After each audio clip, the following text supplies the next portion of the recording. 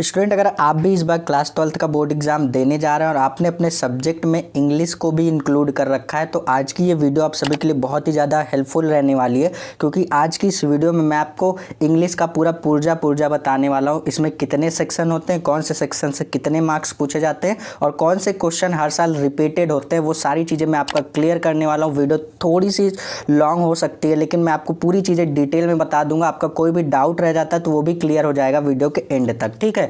तो यहाँ पर मैं सबसे पहले बात कर दूं तो 100 मार्क्स का पेपर होगा, ये हम सभी को पता है। अब 100 मार्क्स में से 100 मार्क्स का पेपर है, तो हमारे पास देखो पेपर जब भी आएगा टोटल 4 सेक्शन में आएंगे। Section a, section b, section c and section d. Section a हमारा रीडिंग का होगा, सेक्शन बी हमारा राइटिंग का होगा और सेक्शन सी से हमारे ग्रामर के पोर्शन स्टार्ट हो जाते हैं और सेक्शन डी में हमारा लिटरेचर होता है। ये बात आपको पता ही होगी, नहीं भी पता थी तो मैंने आपको बता दी, ठीक। अब बात करते हैं हमारे पास सेक्शन ए से क्या पूछा जाएगा, बी से क्या पूछा जाएगा, सी से और डी से क्या क्या क्वेश्चन पूछे जाते हैं और कितने कितने मार्क्स का ये सेक्शन का वेटेज होता है, ठीक है। सबसे पहले देखो सेक्शन ए में आपको एक लॉन्ग पैसेज दिया जाएगा। मैं सारी चीजें बताऊंगा और इसमें इंपॉर्टेंट जो आपके रिपीटेड क्वेश्चन है वो भी मैंने इंक्लूड कर रखे हैं, ठीक है। तो सबसे पहले हमारे पास सेक्शन ए आता है जो कि रीडिंग का सेक्शन होता है। सेक्शन ए में हमारे पास एक लॉन्ग पैसेज दिया जाएगा और उसी लॉन्ग पैसेज में से आपको क्या करना पड़ेगा, उसी लॉन्ग पैसेज से रिलेटेड आपको 4 आंसर टाइप क्वेश्चन दिए जाएंगे। ये पूरा जो सेक्शन है ना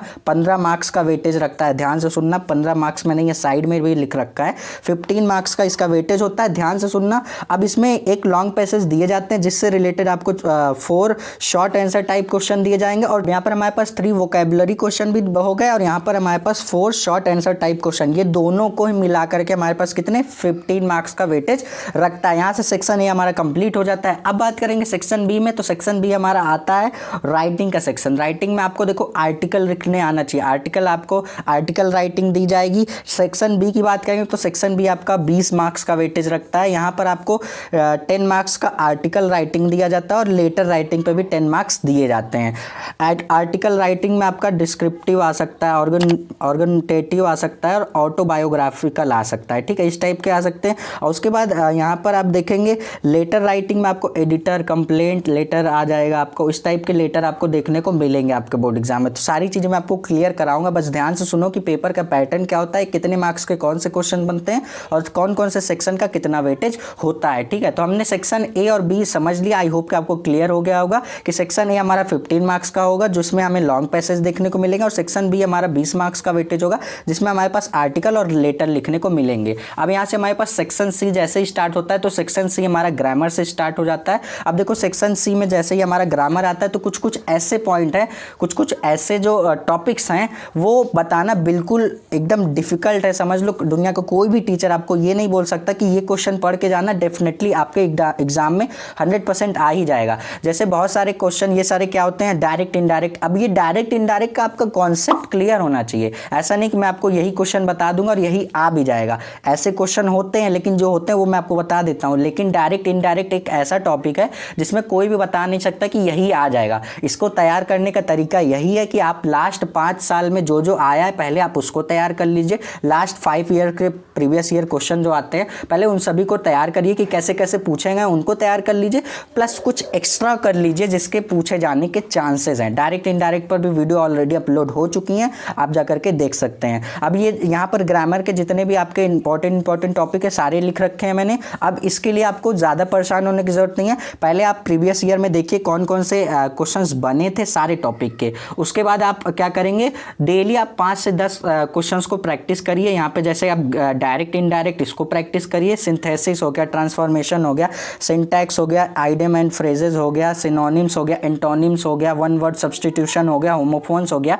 ये सारे टॉपिक ऐसे हैं जिनको बता पाना बहुत ही मुश्किल है कि यही सारे क्वेश्चंस आपके बोर्ड एग्जाम में पूछे जाएंगे। इसको तैयार करने का यहाँ पर जितने भी सेक्शन सी के टॉपिक है ना, इसको बता पाना बहुत ही मुश्किल है। तो इसको तैयार करने का सबसे बेस्ट तरीका है कि आप क्या करेंगे, लास्ट 5 साल के आप देखिए कि कैसे कैसे क्वेश्चन आपके आइडियम एंड फ्रेजेस में बने हैं, एंटोनिम्स सिनोनिम्स किससे ज़्यादा पूछा गया है, ये सारी चीज़ें देखिए। क्योंकि हर साल क्वेश्चन जो होते हैं ना वो रिपीट किए जाते हैं, तो 80% क्वेश्चन रिपीट किए जाते हैं। तो चांसेस है कि जो पिछले साल पूछा गया है वो इस साल भी पूछे जा सकते हैं, ठीक। तो आइडियम फ्रेजेस हो गया आपका, antonyms synonyms, one word substitution, homophones, ये सारी चीज़ें आप तैयार करेंगे। उसके बाद हमारा एक लॉन्ग क्वेश्चन पूछा जाता है हिंदी टू इंग्लिश ट्रांसलेशन, ये भी आपका अच्छी तरीके से आपको पकड़ इस पे होनी चाहिए। छोटे छोटे आप देखिए, देखो आप इसको क्या करोगे, ऐसा नहीं है कि मैं आपको बता दूंगा यही आपका जैसे आपको एक पैसेज दे दिया जाएगा, आपको उसको ट्रांसलेट करना होगा, तो मैं आपको यही नहीं बता सकता कि यही पूछ लिया जाएगा आपके बोर्ड एग्जाम में। इसका भी यही तरीका है कि आप लास्ट 5 साल के पेपर को उठाइए और देखिए उसमें कैसे कैसे क्वेश्चंस आपके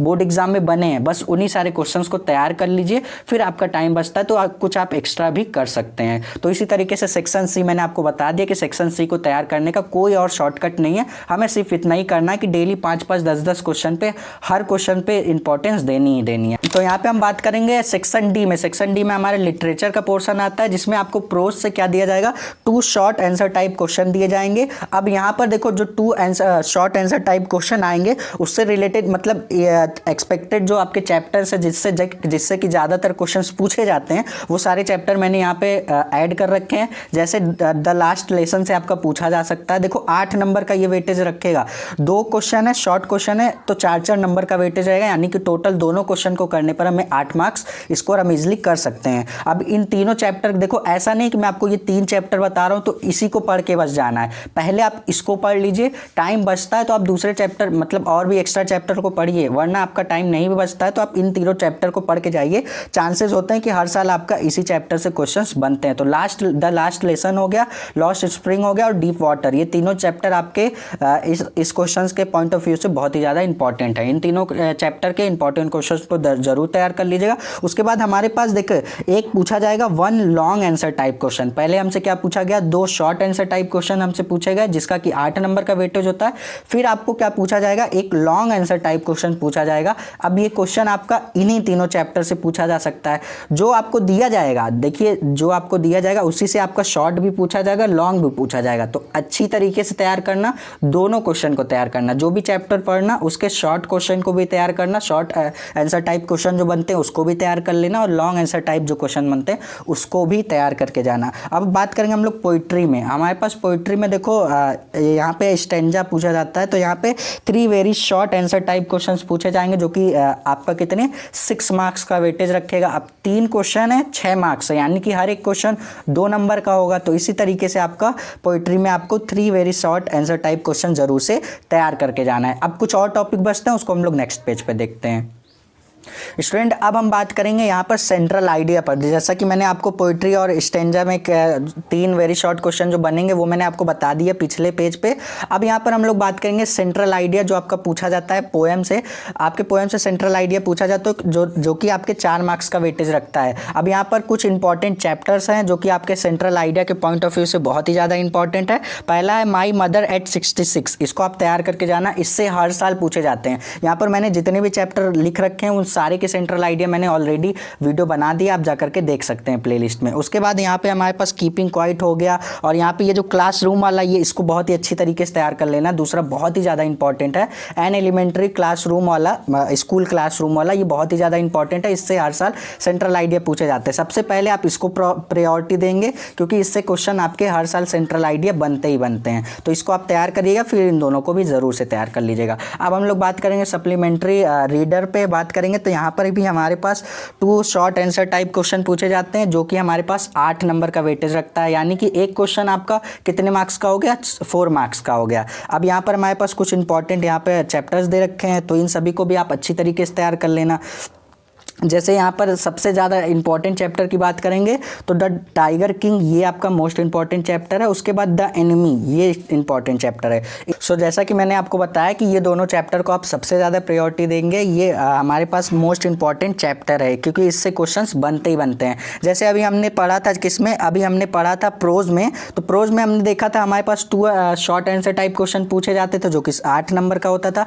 और उसके बाद हमारे पास उसमें मैंने कुछ इंपॉर्टेंट चैप्टर बताया, जैसे द लास्ट लेसन आपको बताया, लॉस्ट स्प्रिंग बताया, डीप वाटर बताया, ये सारे चैप्टर थे। सेम उसी तरीके से आपका सप्लीमेंट्री रीडर से भी पूछा जाएगा, उसी तरीके से आपका 2 शॉर्ट आंसर टाइप क्वेश्चन पूछे जाएंगे। इन दोनों चैप्टर को तैयार करने के बाद आप और भी चैप्टर को तैयार कर सकते हैं। सेम इसी तरीके से हमारे पास इसी जो भी आपको चैप्टर दिया जाएगा उसी से रिलेटेड आपको शॉर्ट आंसर टाइप भी क्वेश्चन लिखने हैं, और उसके बाद एक आपको लॉन्ग आंसर टाइप क्वेश्चन पूछा जाएगा जो जिसका कि 7 नंबर का वेटेज होगा। तो ये सारे ही क्वेश्चन को आप अच्छी तरीके से तैयार कर लेना, सारे क्वेश्चन आपके एग्जाम के पॉइंट ऑफ व्यू से बहुत ही ज़्यादा इंपॉर्टेंट है। अभी आपके एग्जाम में बहुत ही ज़्यादा समय है, तो आप क्या करेंगे, एक एक सेक्शन को उठाइए। सेक्शन ए पहले तैयार कर लीजिए, सेक्शन बी तैयार कर लीजिए, सेक्शन सी में आपको काफ़ी समय लगेगा, तो सेक्शन सी को आप डेली तैयार करते रहिए। ऐसा नहीं कि सेक्शन सी को आप छोड़ देंगे, कभी कभी तैयार करेंगे। आप सेक्शन सी को उठाइए और उससे रिलेटेड सेक्शन सी में कभी आपने डायरेक्ट इनडायरेक्ट के 5-6 क्वेश्चन कर लिए, कभी आपने एंटोनिम सिनोनिम्स देख लिया, होमोफोन्स के क्वेश्चन, आइडियम एंड फ्रेजेस के देख लिए।